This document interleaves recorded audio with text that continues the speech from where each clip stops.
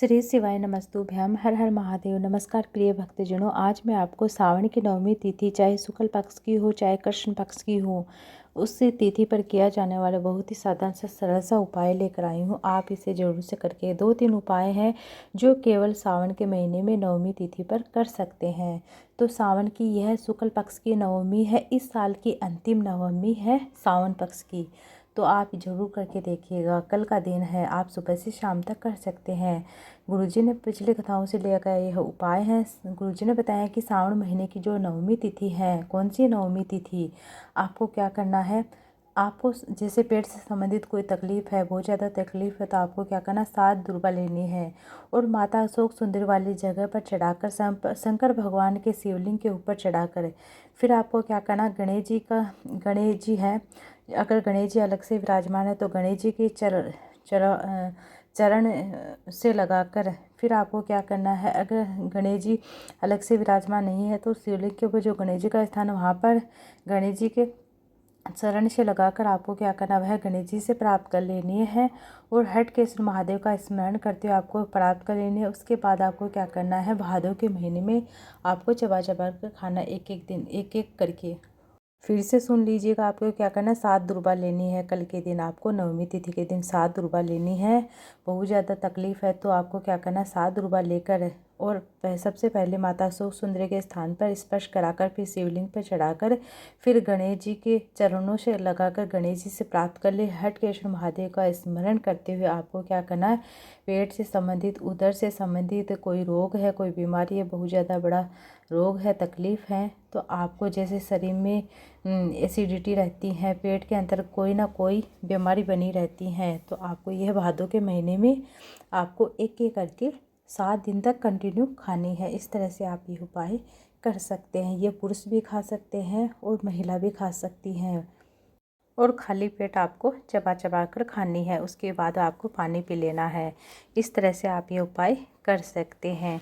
जो चतुर्मास के जो भादों का महीना होता है, अब मैं आपको बताना चाहूँगी कि जैसे कि नारी के, जैसे कि कोई भी स्त्री है उसके रजस्वला धर्म से कोई संबंधित कोई प्रॉब्लम है या पुरुष को कोई प्रॉब्लम है, अपने मतलब अंदर से तकलीफ़ से कोई अंदरूनी कोई प्रॉब्लम है, तो किसी न किसी रूप में उधर से लेकर एडी तक कोई भी प्रॉब्लम है, तकलीफ़ है, तो आपको क्या करना है, सावन के महीने में यह उपाय ज़रूर करके देखना है।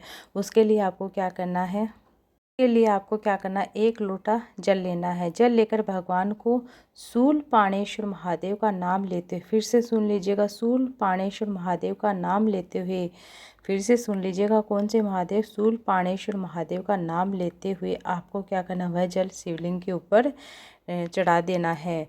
नवमी तिथि के दिन आपको चढ़ा देना है, उसे प्राप्त कर लेना है। इस तरह से आपको उस जल को प्राप्त कर लेना, झेल लेना है और उसका सेवन कर सकते हो।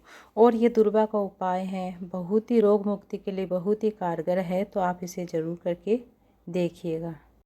अब अगला उपाय है, सावन महीने की नवमी तिथि का ही है, चाहे शुक्ल पक्ष की हो चाहे कृष्ण पक्ष की हो। आपको क्या करना, 1 चावल का दाना लेना है, 1 फूल लेना है। फिर से सुन लीजिएगा, 1 चावल का दाना लेना है, 1 फूल लेना है, 1 लोटा जल लेना है। जल जीवन की सार्थकता को सिद्ध करता है। एक दिन मतलब किसी भी दिन शाम के समय, प्रदोष काल के समय आपको वह जल श्री शिवाय नमस्ते नमः शिवाय ओम नमः शिवाय बोलते हुए भगवान शंकर की शिवलिंग पर चढ़ा देना है और उस जल को झेल लेना है। अपने घर में ज़रूर छिड़किएगा उस जल को, जैसे कि घर में धन लक्ष्मी के लिए, आवक होती, कार्य सिद्धि के लिए, संपदा को बढ़ाता है। इस तरह से आप अपने घर के दरवाजे में छिड़क सकते हैं। अब अगला उपाय है, कल है नवमी तिथि, तो आप हो सके तो कल के दिन शनिवार भी है साथ में, तो आपको क्या करना है, 1 दीपक आप अपने मेन घर के दरवाजे पर ज़रूर से लगाइए। प्रदोष काल में जब नंदी के साथ देवादिदेव महादेव भोले बाबा, माता पार्वती नंदी के ऊपर बैठकर जब भ्रमण करने निकलते हैं, तब आपके घर के दरवाजे पर जब रोशनी होती है, 1 दीपक लगा रहता है, तो आपके घर में धन लक्ष्मी की आवक होती है, लक्ष्मी आती है आपके घर में। इस तरह से आप ये उपाय ज़रूर करके देखिएगा।